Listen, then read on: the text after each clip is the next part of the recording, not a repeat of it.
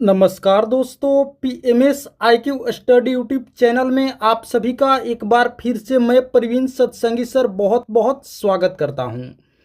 दोस्तों, आज की क्लास में हम लोग देखेंगे रसायन विज्ञान यानी कि केमिस्ट्री के टॉप मोस्ट इम्पॉर्टेंट प्रश्न जो सभी प्रतियोगी परीक्षा के लिए बहुत ही महत्वपूर्ण होंगी। तो आप सभी से एक रिक्वेस्ट करूंगा कि इस वीडियो को आप लोग पूरा देखिए, एक एक प्रश्न को आप लोग अच्छे से समझिए और याद कीजिए। तो चलिए दोस्तों, आज की क्लास हम लोग शुरू करते हैं और देखते हैं रसायन विज्ञान के अति महत्वपूर्ण प्रश्न। पहला प्रश्न है, रसायन विज्ञान के जनक किन्हें कहा जाता है, यानी कि फादर ऑफ केमिस्ट्री किन्हें कहा जाता है। तो आप लोग याद रखेंगे एंटोनी लेवोइजियर को। किन्हें कहा जाता है? एंटोनी लेवोइजियर को फादर ऑफ केमिस्ट्री, रसायन विज्ञान के जनक। चलिए अब आगे बढ़ते हैं। अगला है, दो या दो से अधिक तत्वों के मात्रा के विचार से एक निश्चित अनुपात में संयोग करने से बना पदार्थ कहलाता है। तो देखिए दोस्तों, दो या दो से अधिक तत्वों के मात्रा के विचार से एक निश्चित अनुपात में संयोग करने से बना पदार्थ कहलाता है यौगिक। क्या कहलाता है? यौगिक, यानी कि ऑप्शन बी इसका करेक्ट आंसर होगा। चलिए दोस्तों, यौगिक का उदाहरण हम लोग वीडियो में आगे देखेंगे। आइए अब आगे बढ़ते हैं। अगला है, दो या दो से अधिक शुद्ध पदार्थों को किसी भी अनुपात में मिला देने से बनता है। ये दोस्तों हमें बतानी है कि दो या दो से अधिक शुद्ध पदार्थों को किसी भी अनुपात में मिला देने से क्या बनता है। तो आप लोग याद रखेंगे मिश्रण बनता है। क्या बनता है दोस्तों? मिश्रण, यानी कि ऑप्शन सी, दो या दो से अधिक शुद्ध पदार्थों को किसी भी अनुपात में मिला देने से। चलिए वीडियो में हम लोग आगे मिश्रण का एग्जाम्पल देखेंगे। आइए अब आगे बढ़ते हैं।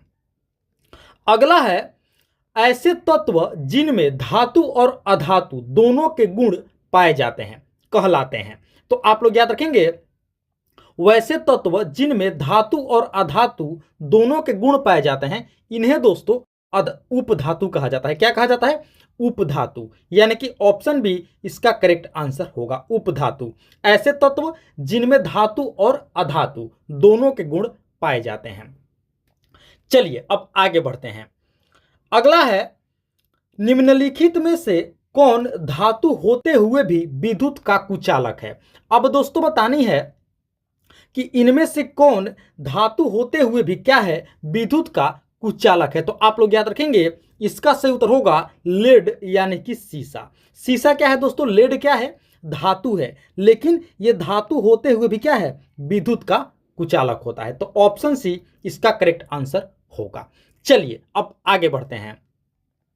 अगला है, निम्नलिखित में से किस अधातु में धातुई चमक पाई जाती है। दोस्तों बताने कि वो कौन सी अधातु है जिनमें धातुई चमक पाई जाती है। तो आप लोग याद रखेंगे इसका सही उत्तर होगा ग्रेफाइट और आयोडीन। ये दोनों, जी हाँ दोस्तों, ग्रेफाइट और आयोडीन ये दोनों क्या है? ये दोनों अधातु है, लेकिन ये दोनों में धातुई चमक पाई जाती है। तो ऑप्शन सी इसका सही उत्तर हो जाएगा, उपर्युक्त दोनों में धातुई चमक पाई जाती है।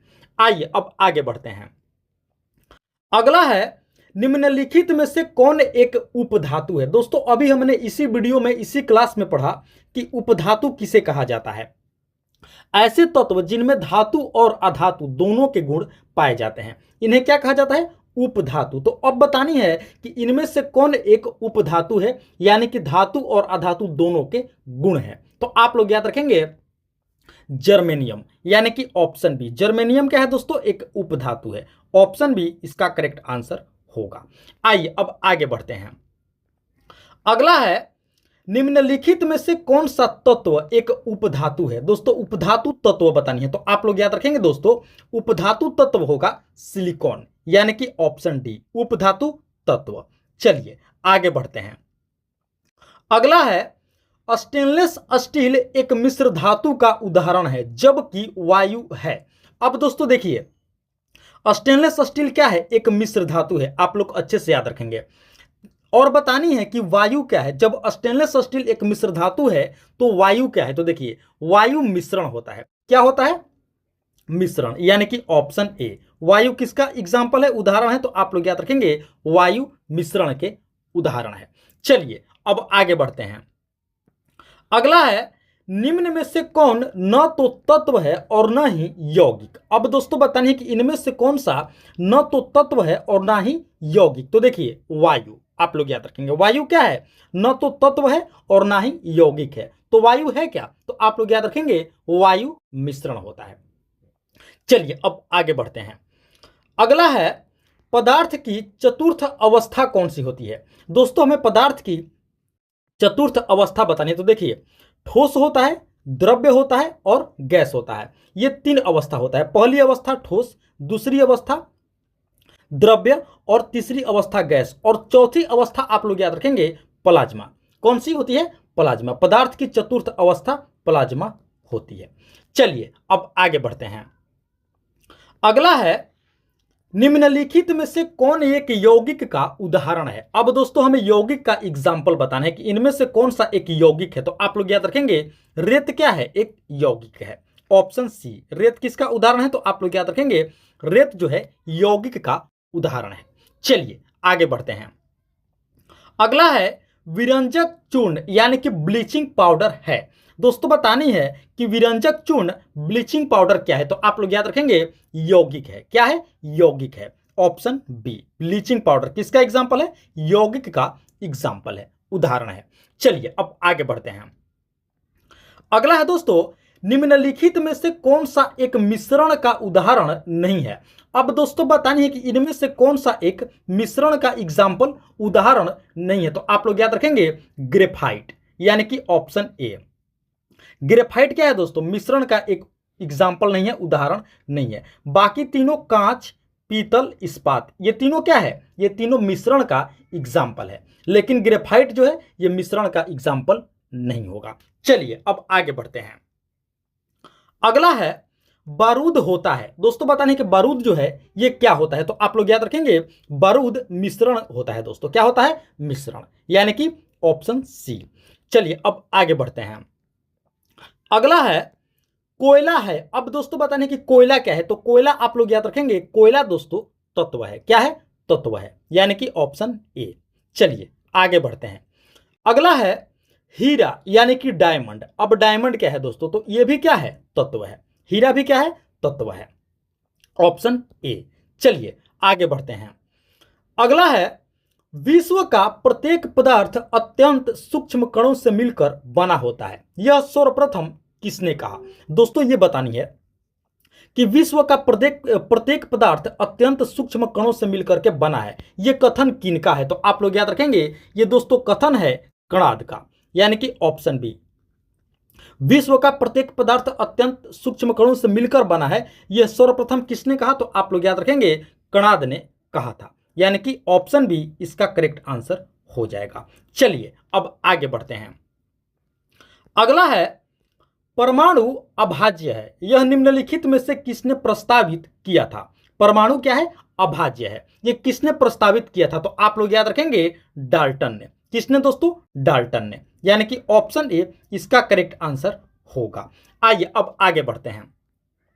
अगला है दोस्तों पदार्थ का परमाणविक सिद्धांत सर्वप्रथम किसने प्रस्तावित किया। पदार्थ का परमाणविक सिद्धांत, तो आप लोग याद रखेंगे ये भी दोस्तों डाल्टन ने ही किया था, यानी कि ऑप्शन बी पदार्थ का परमाणविक सिद्धांत सर्वप्रथम किसने प्रस्तावित किया, तो आप लोग याद रखेंगे सर्वप्रथम डाल्टन ने ही प्रस्तावित किया। चलिए अब आगे बढ़ते हैं। अगला है परमाणु संरचना का मॉडल किसने विकसित किया। अब बतानिए दोस्तों कि परमाणु संरचना का मॉडल किसके द्वारा विकसित किया गया, तो आप लोग याद रखेंगे दो लोगों ने मिलकर के दोस्तों परमाणु संरचना का मॉडल विकसित किया था, बोहर तथा रदरफोर्ड ने, यानी कि ऑप्शन सी इसका करेक्ट आंसर होगा। परमाणु संरचना का मॉडल बोहर तथा रदरफोर्ड ने मिलकर के विकसित किया था। चलिए अब आगे बढ़ते हैं।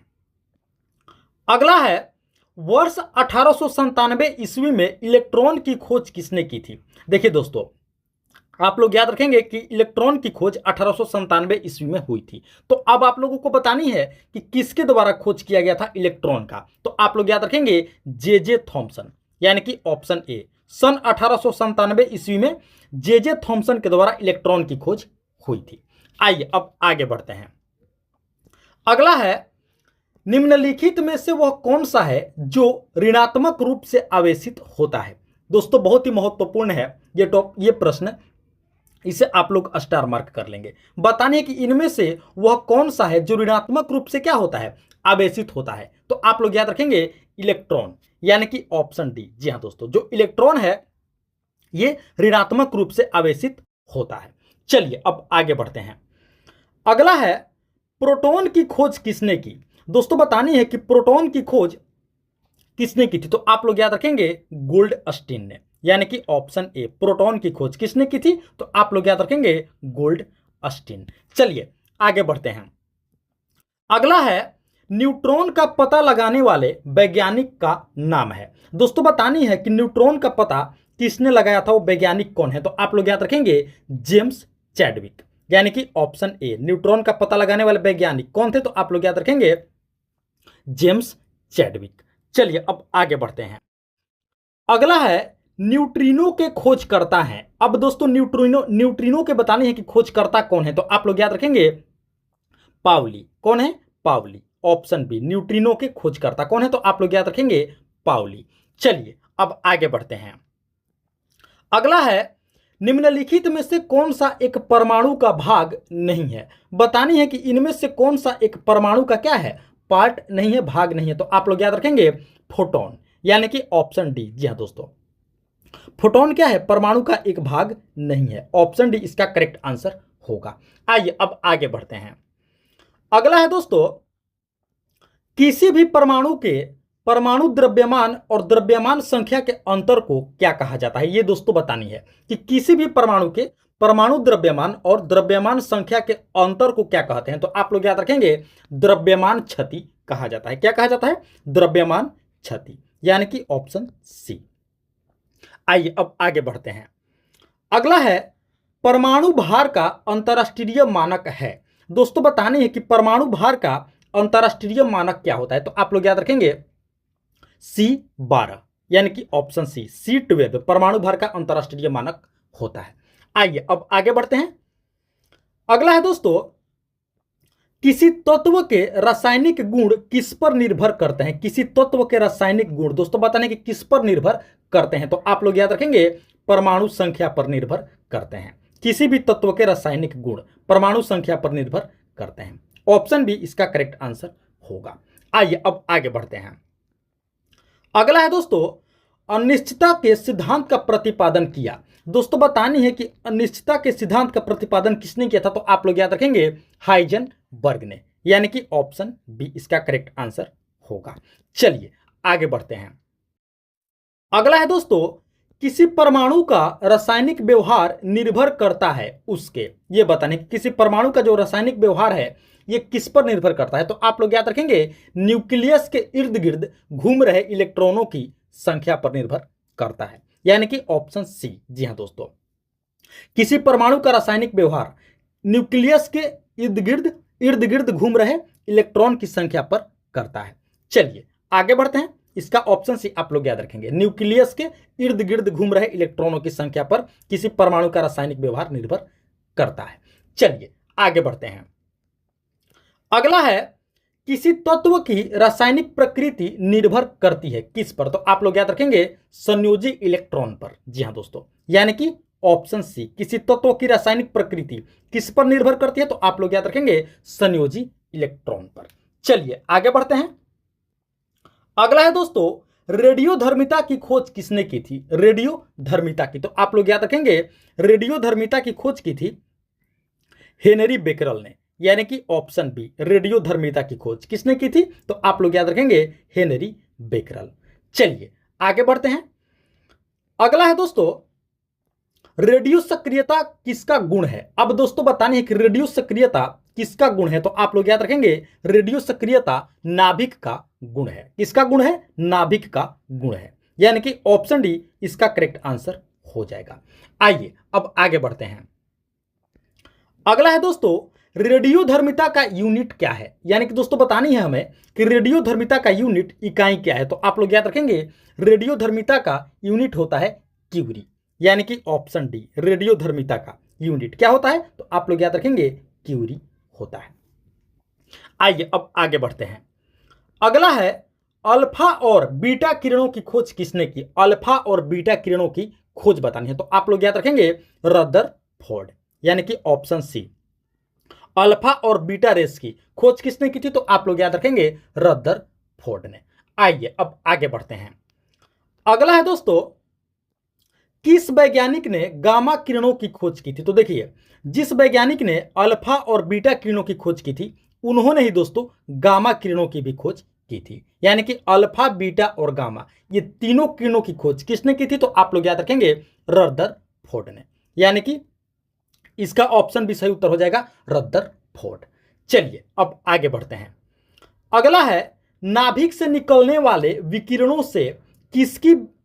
में किसकी वेधन क्षमता सर्वाधिक होती है? दोस्तों ये बतानी है कि नाभिक से निकलने वाले विकिरणों में किसकी वेधन क्षमता सर्वाधिक होती है? तो आप लोग याद रखेंगे इसका सही उत्तर होगा गामा किरणों की, यानी कि ऑप्शन सी। जी हां दोस्तों, नाभिक से निकलने वाले विकिरणों में किसकी वेधन क्षमता सर्वाधिक होती है? तो आप लोग याद रखेंगे गामा किरणों की वेधन क्षमता सबसे अधिक होती है, गामा रेस की। चलिए अब आगे बढ़ते हैं। अगला है, जल का सबसे शुद्धतम रूप है। अब दोस्तों बतानी है कि जल का सबसे शुद्धतम रूप कौन सा होता है? तो देखिए, यहां पे आप लोग ध्यान देंगे कि जल का सबसे शुद्धतम रूप होता है वर्षा का जल, यानी कि ऑप्शन बी, जल का सबसे शुद्धतम रूप। लेकिन आप लोगों को एक और पॉइंट बता दें कि इसमें एक आसुत जल भी है। ऑप्शन डी में क्या है? आसुत जल, जिसे अंग्रेजी में डिस्टिल्ड वाटर कहा जाता है। तो आप लोगों को दोस्तों बता दें कि इस जल में किसी भी प्रकार की कोई अशुद्धियां नहीं पाई जाती है। तो अगर आप लोगों से प्रश्न पूछे कि इनमें से किस प्रकार के जल में किसी भी प्रकार की कोई अशुद्धियां नहीं पाई जाती है, तो वहां पे आप लोगों को आसुत जल बताना है। लेकिन जल का सबसे शुद्धतम रूप आप लोग याद रखेंगे तो वो होता है वर्षा का जल, यानी कि रेन वाटर। आप लोग इसे अच्छे से याद रखेंगे। चलिए अब आगे बढ़ते हैं। अगला है, जंग लगे हुए लोहे का वजन और बिना जंग लगे हुए लोहे के वजन में क्या अंतर है? ये दोस्तों बतानी है कि जंग लगे हुए लोहे के वजन में और बिना जंग लगे हुए लोहे के वजन में क्या अंतर होता है? तो देखिए, आप लोग याद रखेंगे कि जंग लगने पर जो लोहे का भार होता है वो बिना जंग लगे लोहे के भार से क्या होता है? अधिक होता है। तो हम लोग कह सकते हैं कि कुछ अधिक, यानी कि ऑप्शन ए। आप लोग इसे अच्छे से याद रखेंगे। जंग लगे हुए लोहे का वजन और बिना जंग लगे हुए लोहे के वजन में क्या अंतर होता है? अधिक अंतर होता है। यानी कि जिस लोहे में जंग लगा हो उसका वजन क्या होगा? बढ़ेगा। आप लोग इस पॉइंट को अच्छे से याद रखेंगे। जंग लगने पर लोहे का भार क्या होता है? बढ़ता है। चलिए अब आगे बढ़ते हैं। अगला है, किसी भी तंत्र से जल के निष्कासन प्रक्रम को क्या कहा जाता है? किसी भी तंत्र से जल के निष्कासन के प्रक्रम को क्या कहा जाएगा? तो आप लोग याद रखेंगे निर्जलीकरण कहा जाता है, यानी कि ऑप्शन सी है निर्जलीकरण, अर्थात डिहाइड्रेशन। किसी भी तंत्र से जल के निष्कासन प्रक्रम को क्या कहा जाएगा? तो आप लोग याद रखेंगे निर्जलीकरण कहा जाता है। चलिए अब आगे बढ़ते हैं। अगला है दोस्तों, कांच किसका मिश्रण है? कांच दोस्तों बताने है कि किसका मिश्रण है? तो आप लोग याद रखेंगे रेत और लवण का। किसका मिश्रण है? तो आप लोग याद रखेंगे रेत और लवण का मिश्रण होता है कांच। चलिए आगे बढ़ते हैं। अगला है दोस्तों, निम्नलिखित में से किस किरण में ऋणात्मक आवेश होती है? ये दोस्तों हमें बतानी है कि किस किरण में ऋणात्मक आवेश होती है। तो आप लोग याद रखेंगे बीटा किरण में ऋणात्मक आवेश होती है, यानी कि ऑप्शन बी। किस किरण में ऋणात्मक आवेश होती है? तो आप लोग याद रखेंगे बीटा किरण में ऋणात्मक आवेश होती है। चलिए अब आगे बढ़ते हैं। अगला है दोस्तों, किस रेडियो एक्टिव तत्व का नाम उसके खोजकर्ता के देश के नाम पर रखा गया है? दोस्तों इस प्रश्न को आप लोग स्टार मार्क कर लेंगे। बतानी है कि उस रेडियो एक्टिव तत्व का नाम क्या है जिसका नाम उसके खोजकर्ता के देश के नाम पर रखा गया है। तो देखिए, उस रेडियो एक्टिव तत्व का नाम है पोलोनियम। क्या नाम है? पोलोनियम, यानी कि ऑप्शन सी। जी हां दोस्तों, पोलोनियम क्या है? एक रेडियो एक्टिव तत्व है। आप लोगों को दोस्तों बता दें कि इसकी खोजकर्ता मैरी क्यूरी है। कौन है? Marie Curie. और मैरी क्यूरी का जो गृह देश है वो है पोलैंड। क्या है? पोलैंड है। तो इसी के नाम पर दोस्तों इस तत्व का नाम रखा गया है, पोलैंड से पोलोनियम। तो क्या हो जाएगा? ऑप्शन सी इसका करेक्ट आंसर हो जाएगा, ऑप्शन सी पोलोनियम। खोज किसने किए थे? तो आप लोग याद रखेंगे मैरी क्यूरी। ऑप्शन से इसका करेक्ट आंसर होगा पोलोनियम। तो दोस्तों ये थी हमारी आज की अति महत्वपूर्ण क्लास वीडियो, जिसमें हम लोगों ने देखा केमिस्ट्री, टॉप केमिस्ट्री के मोस्ट इंपॉर्टेंट प्रश्न, यानी कि रसायन विज्ञान के अति महत्वपूर्ण प्रश्न, जो सभी प्रतियोगी परीक्षा के लिए बहुत ही महत्वपूर्ण थी। आशा करते हैं इस वीडियो को आप लोग अंत तक जरूर देखे होंगे, क्लास को आप लोग अंत तक जरूर देखे होंगे। तो आप सभी से एक रिक्वेस्ट करूंगा कि वीडियो को आप लोग अभी तक एक लाइक नहीं किए हैं, तो दोस्तों आप लोग इस वीडियो को एक लाइक चलते चलते जरूर कर देंगे। साथ ही साथ PMS IQ study YouTube channel पर आप लोग पहली बार विजिट किए हैं, तो दोस्तों इस चैनल को भी आप लोग जरूर से जरूर सब्सक्राइब कर लेंगे। इसी तरह की महत्वपूर्ण प्रश्नावली वीडियो प्रतिदिन देखने के लिए और अपनी तैयारी को बेहतर और मजबूत करने के लिए वीडियो को लाइक करके चैनल को सब्सक्राइब कर लेंगे। और दोस्तों कमेंट करके आप लोग अपना फीडबैक हमें जरूर देंगे कि आप लोगों को वीडियो कैसी लगी, प्रश्न का लेवल कैसा था, कहीं पर कोई त्रुटि है तो उसका भी आप लोग हमें कमेंट करके जरूर बताएंगे। तो इस क्लास में फिलहाल इतना ही, मिलते हैं एक और मोस्ट इंपॉर्टेंट क्लास वीडियो लेकर के। तब तक के लिए आप सभी का बहुत बहुत धन्यवाद। जय हिंद दोस्तों।